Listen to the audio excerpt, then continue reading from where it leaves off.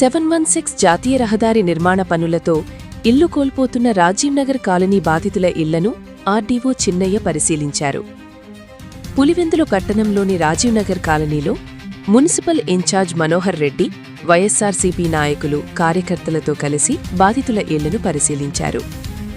ముద్దన్నూరు నుంచి బి కొత్తపల్లి వరకు కొనసాగుతున్న 716G జాతీయ రహదారి పనుల్లో భాగంగా పులివెందుల పట్టణంలోని పార్నపల్లి రోడ్డులో సుమారు 40 నుంచి 50 ఇళ్లు పూర్తిగా హైవే పరిధిలోకి వెళ్తున్నాయని అధికారులు గుర్తించారు. దీంతో ఇళ్లు కోల్పోతున్న తమకు నష్టపరిహారం చెల్లించడంతో పాటు సమీప ప్రాంతంలో ప్రత్యామ్నాయ ఇంటి స్థలాలు కేటాయించాలని బాధితులు అధికారులను కోరుతున్నారు. ఈ నేపథ్యంలో క్షేత్రస్థాయిలో పరిశీలించిన ఆర్డీఓ చిన్నయ్య ఇప్పటికే బాధితుల జాబితా తమ వద్ద ఉందని తెలిపారు.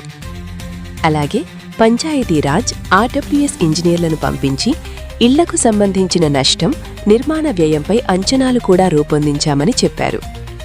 ఆర్టీఓ చిన్నయ్య మాట్లాడుతూ 716G నేషనల్ హైవే పనులు ముద్దన్నూరు నుంచి బి కొత్తపల్లి వరకు జరుగుతున్నాయని, పులివెందుల టౌన్లోని పార్నపల్లి రోడ్డులో సుమారు 40 నుంచి 50 ఇళ్లు హైవే పరిధిలోకి వస్తున్నాయని తెలిపారు.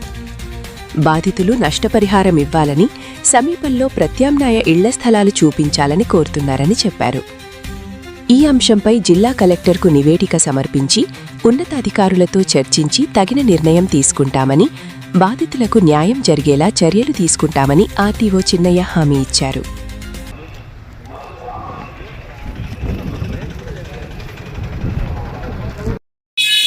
ఇక్కడేమంటే 716G అని నేషనల్ హైవే ఉంది.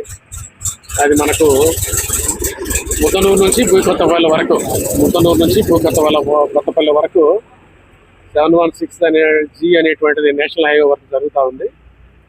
అయితే మన పులివెందుల టౌన్, పార్నపల్లె రోడ్డులోనే దాదాపు ఒక 40 మంది దాకా, 40 to 50 మంది దాకా ఏమంటే కొంతమంది పూర్తి హౌసెస్ పోతున్నాయి, అలాగే కొంతమంది పార్షియల్గా పోతున్నాయి. మరి వీళ్ళందరికీ ఏమంటే నష్టపరిహారం ఇవ్వమని చెప్పి, అదేవిధంగా ఇళ్ల స్థలాలు కూడా చూపించమని చెప్పి అడుగుతున్నారు మెయిన్గా. దానికోసము మేము ఈరోజు చూసి వెరిఫై చేస్తామని చెప్పి వచ్చాము. ఆల్రెడీ మా దగ్గర లిస్ట్ ఉంది, వెరిఫై చేసినాము. తర్వాత పంచాయతీరాజ్ ఇంజనీర్లు, ఆర్డబ్ల్యూఎస్ ఇంజనీర్లు కూడా పంపించాము ఇక్కడికి ఎస్టిమేట్ చేయమని చెప్పి. వాళ్ళు కూడా ఎస్టిమేషన్ చేసి ఇచ్చారు ఎంత కాస్ట్ అవుతుంది ఇంటికి అనేది. కాబట్టి ఇదంతా ఇబ్బందికరంగానే ఉంది. వెంటనే మేము దాని మీద రాజశ్రీ జిల్లా కలెక్టర్ గారితో మనమే చేసుకొని దాని మీద వెంటనే నిర్ణయం తీసుకొని చేస్తాం.